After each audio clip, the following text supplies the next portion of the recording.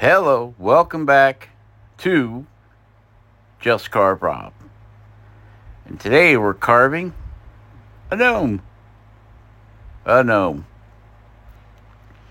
Got that big fishing knife out. Just doing some roughing in. You can see we cut the hat out on the bandsaw. Save some time. Now we gotta make this guy round. Cut the point back on the hat. We're going to work on the hat first, I think. Drawing in the little flop over on his hat. Just watching, I just went for it. I'm sure you guys know how to make a hat round from a square block. And there is the, what are we using?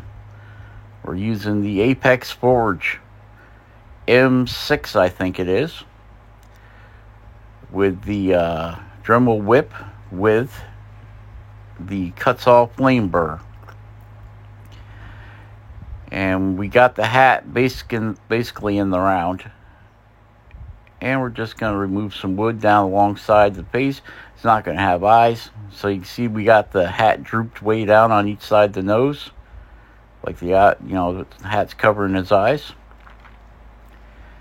And we're just going to take some wood off this hat. Give it that little like mushroom flare at the bottom. So anyway, I was watching Matt Carves. Over there in New Zealand, I think he is. I was watching his show, his channel. And he did this little gnome. Big nose gnome. No eyes. No eye gnomed. And you guys know I've done plenty of them. But after watching Matt Carves, he did a couple little different things on arm placement and that kind of stuff. So, as we do, I took that new information and applied it to one of my no eye gnomes. Big nose gnome. And, most of this video is all knife carving. So, hope you're into that. It can all be done with a Dremel or micromotor. And this is some pine I got from the local sawmill that I cut into a little square 2x2 by, I think this is 11-inch block. We're not going to use the whole block. We're only going to use the first 4 inches of it. See, we're cutting the beard in. One hand will be straight down in his pocket. And then the other hand will be extended to hold a flower, I believe. This will end up being a Mother's Day gift.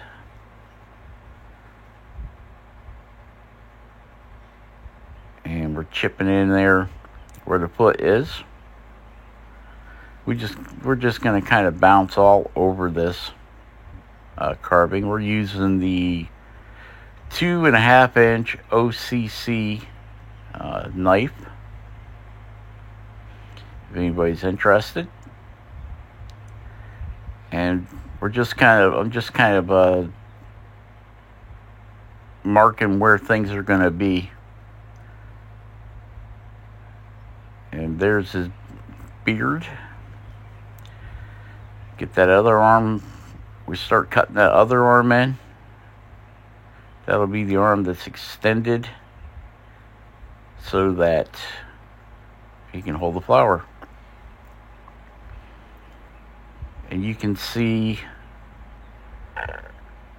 this wood is pretty wide grain. It's really soft wood, but quite chippy. It cuts real nice with a knife, but it is prone to chip because it's such wide grain. So if you get pine from a sawmill or from Lowe's or wherever, I think the like if you got a 2x4 from one of the big box stores and cut it down so that you can use it for carving, I think the wood's a little harder because it's kiln dried. This is basically down there at that sawmill. They make skids, so it's straight from the tree right to the pallet. They turn it right into a pallet, and the pieces I can get are the cutoffs off their logs. So as they're slicing the log into boards for the pallets, they cut them to a certain length. So you end up at the end of the log with, it could be a 12 by 18 by 6 by 8 by 12, whatever, block of wood that gets chopped off and spit out the back of the sawmill. And those are the blocks I get. And you never know, because it's a pallet shop, you never know what type of wood you're getting. It could be pine, could be oak, could be popple, could be basswood. We do have basswood that grows in the area. So I usually just go by weight, because I don't want no oak. I know if I get oak, it's good to burn, but as far as the carb, it likes to split way too much. And so you could get anything. If you know your woods, you might be able to tell by the grain structure or the grain what kind of wood it is. I just kind of go by the weight. I was hoping I got a bunch of popple, but I did. I got a bunch of popple and a bunch of this pine. And because it's not kiln dried, I believe it carves easier. But on the downside, it's not kiln dried, so it also wants to split. There's actually a crack in this piece of wood. I took one of those big, I think it was 8 inches by 12 inches thick by 15 inches long, and I broke it down on the bandsaw into these 2x2 blocks. And it split. It's got a crack in it, right across the hat. If I would have put the face on the other side, I would have had to deal with a crack going right through his face. I happened to get lucky that I wanted the grain facing the way that you see here in the hat, kind of diagonally, because it carves better for me. And as I carved it down, I ended up seeing a crack. It smells really good too. If you like the smell of a pine tree, this stuff smells really good. Now we've got the knife I made out of 1095 steel. Just carved Rob knife there, upswept. And part of the handle's actually an old, a really old paint scraper handle that I found. And then that top piece there is off of an old screwdriver. The chrome or metal part that goes around the top is off of an old, the old-fashioned wooden handled screwdrivers. Well, that's what that is. And so we're working on the hand, also working on the beard. You can see the mustache is drawn in there under the nose. He's going to be smiling. And he'll have teeth. We're going to give him teeth. And we're just kind of cutting those feet in. You never really know, when you're filming with your phone, it's kind of like a box of chocolates. You never know what you're going to get until you go through the editing process. As far as angles go, angles of your shot. I see Ben over at Studio on the Lake has put out a challenge to all carvers to carve a spirit whale. A spirit whale. So if you're interested in all that, in that challenge, go over and see Ben at Studio on the Lake. Ben at Studio on the Lake. Say hello to Paul over there at Woodsyke. Check out Paul.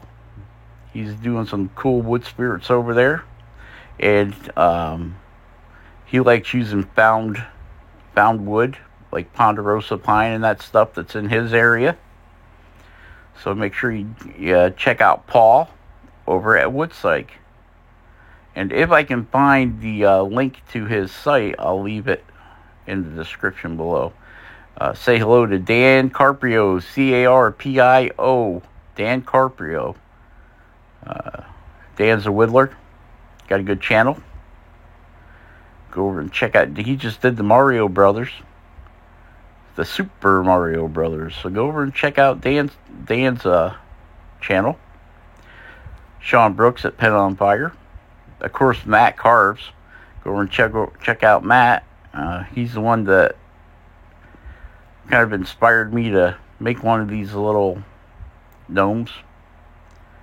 And you can see there we're cutting the pocket in. Put his hand in right there. That beard has to come down a long ways. But yeah, this pine, it's carving really well. And it's like that there. You can see now his hand is in his pocket. And we're just going to cut along the bottom of that jacket. Okay, now we're angling the jacket back over his shoes. Like that. And then we'll undercut that.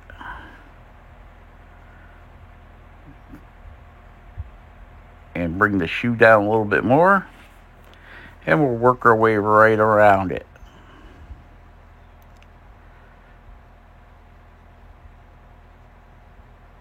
Yep. I use this little knife quite a bit. It's only got like 1.25 inch blade. One of these days we'll have to get a longer one. And now we're extending the pocket. And we're going to make that arm protrude a little bit more. Off the back. Like that. And bring that front down a little bit. I don't know if this guy ended up looking more like a hillbilly than a gnome. Or maybe a gnome that is a hillbilly. Maybe it's a hillbilly gnome. I don't know. You know, things just, you start off with one idea and sometimes they come out being another. And cut that beard down, get some of that, we got to get that beard rounded over because that's the original surface of the wood. So we're going to cut that. Making that little 3-way chip cut that we love so much. Give it a little more depth under that hat.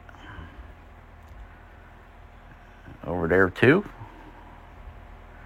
Just trying to keep it cleaned up as we're rolling around it here. Yep. And now I'm cutting the mustache in. See, we're cutting up underneath that mustache. Like that, yep. Get up underneath there. Like that there.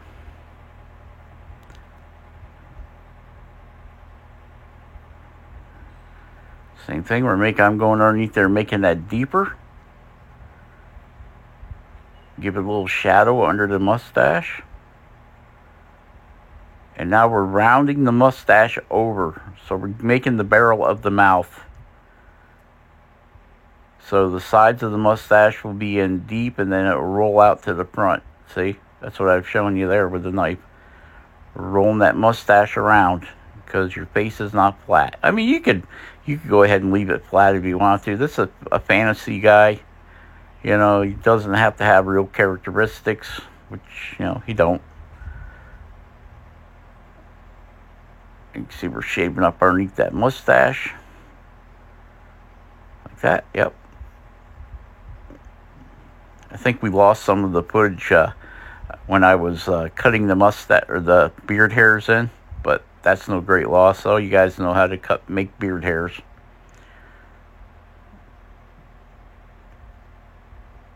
And now I'm rounding that mustache over, or the beard, cutting under the hand and whatever. You can see how that hand's just kind of sticking out. I draped the beard over the hand a little bit. And what you do is you just get up there where that hand is and then roll your knife. Do a little scoop cut there. So it looks like the beard is partially on the hand. So then we did that 3-way cut. We went deep under there with that 3-way cut to make the bottom of the hand protrude a little bit more. Okay, now we're going to do the same thing. We're going to make that jacket, his long jacket. And now we're around the bottom of the feet. We're undercutting it to make a separation. This guy, he'll end up getting cut off this piece of wood whenever we get done with him. But we'll take him to the bandsaw and zip him off from there. Might leave a little platform for him to stand on. Maybe we'll carve it to look like rocks, or I don't know. Maybe just leave it black. Or maybe just cut it off even with his feet and let him stand on his own 2 feet. I don't know. Do you know? I don't know. And then same way with the beard, we'll do that scoop cut right between his, just above the bottom, just above his shoe. And it'll make that beard look like it's flowing over his shoe. This is a good way for, if you're a beginner, to get that in there. Okay, so now I'm cutting the teeth in. I missed that whole part where I cut the mouth in. Oh boy. Okay, so there you can see the teeth. I mean not the mouth, I mean the lip. His lower lip. But you can see it's pretty easy. I think that's just drawn on there right now. We'll take a diamond burr and go around there and make that lip pop out. No, I don't know. We'll have to see what happens here. I don't remember. But you can see we've got a 3/32 cone burr that we cut the teeth in and shaped them. Okay, yeah, good. I didn't do the lip yet. Yay! So now you can see how we cut the mouth in. Or not the mouth, the lip. Went right up into the corner, faded it into nothing. And then you can make that bottom lip as big or as skinny as you want. Okay? I just make my main line the size that it is. It's a little bit rough doing that because you can see how the grain runs crossways. And the grain has hard and soft spots. So as you're doing this, you can kind of see his lips got a little waffle to it. A little wave. And that's because of the hard and soft grain with that diamond burr. And now we're just cleaning up the nose and the brim of the hat and blah, blah, blah, yada, yada, yada. You know how that goes. Okay. And we're making that lip stick out. And we really got that upper mustache sticking out. Now, you may leave your mustache a little bit thicker sticking out than you want, because when you go back and cut hair in that mustache, you're going to lose some of that thickness, all right? Same way with your beard. If you think, oh, that beard's just a little too full, go ahead and cut your beard hairs in and see after you get done, because you're still removing wood when you're taking them beard hair. You're putting the beard hairs in.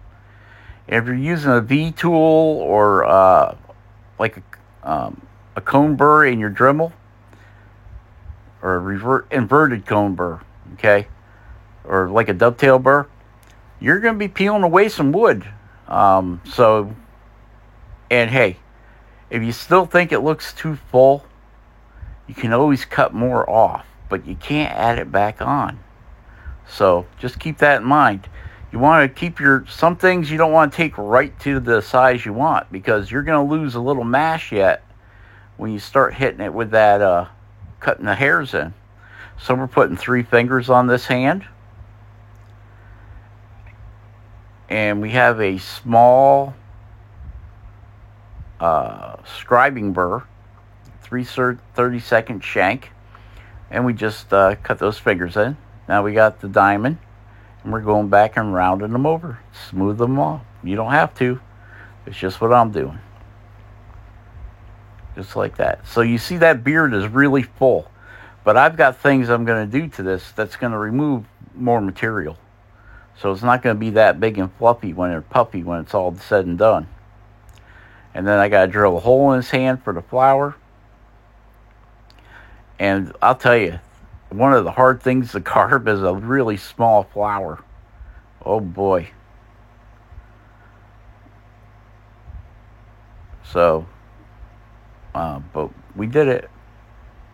And what's neat is I used like a 3/4 inch piece of wood, and then I cut it out so I made mini flowers. Okay, so that's it. Share, subscribe, and like. Be awesome. Carve something awesome, and we'll catch you on the next one. Bye-bye.